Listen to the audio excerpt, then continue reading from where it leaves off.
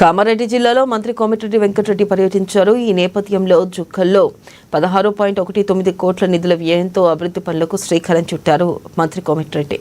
గత ప్రభుత్వంలో ఆగిపోయిన లెండి నాగమడుకు ప్రాజెక్టు పనులు సత్వరమే పూర్తి అయ్యేలా చూస్తామన్నారు. ఇక దీంతో పాటు పిట్ల మండలంలోనూ 4.86 కోట్ల వ్యయంతో నిర్మించిన తెమ్మనగర్ హై లెవెల్ బ్రిడ్జ్కి శ్రీకారం చుట్టారు. 13.20 కోట్ల అంచనా వ్యయంతో నిర్మించే బిచ్కుందా నుండి డోంగ్లీ రోడ్డు పనులకు శంకుస్థాపన చేసి పనులను ప్రారంభించారు. అనంతరం చెక్కులను ఇండ్లను లబ్ధిదారులకు మంత్రి కోమటిరెడ్డి వెంకటరెడ్డి అందించారు.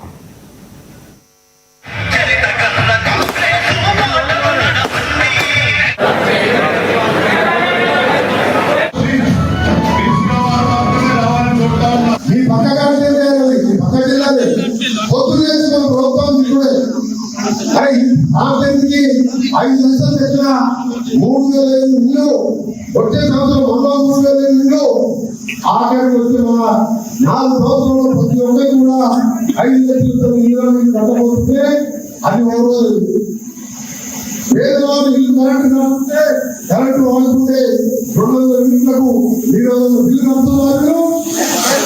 మరి ఆలోచన వచ్చిన కేసీఆర్ కు ఈ పేదవాళ్ళ పాలన ప్రజా పాలన ఇంగ్లంలో పాలన వెంకట ఉన్నప్పుడు ప్రతి పేదవాళ్ళ గురించి ఆలోచించి ఇల్లు కట్టించింది, భూములు పంచింది. అదే ఇవాళ రాజశేఖర రెడ్డి గారి దేశంలో ఇవాళ అదే రేవంత్ రెడ్డి గారి ప్రభుత్వంలో మేమంతా కూడా కష్టపడుతున్నాం. ఇవాళ దుఃఖం రాజకీయాలకి నేను ఇద్దరు ఒక డాక్టర్లు ఇక్కడ మన ప్రజల్లో మన రెడ్డి గారు మన దగ్గర విరాట్ రిపోర్టర్ ఉన్నాయి. పేదవారికి సంబంధించిన సమస్యలు ఉంటే కానీ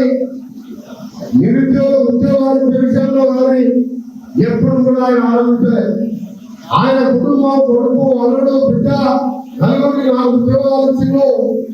ఒకసారి ఆయన బిడ్డ పొరపాటు చెప్పి 2సారి ఓడిపోతే వెంటనే ఎమ్మెల్సీ చేసింది తప్ప ఖాళీ ఉన్న నిరుద్యోగ ఉద్యోగాలు నింపారు.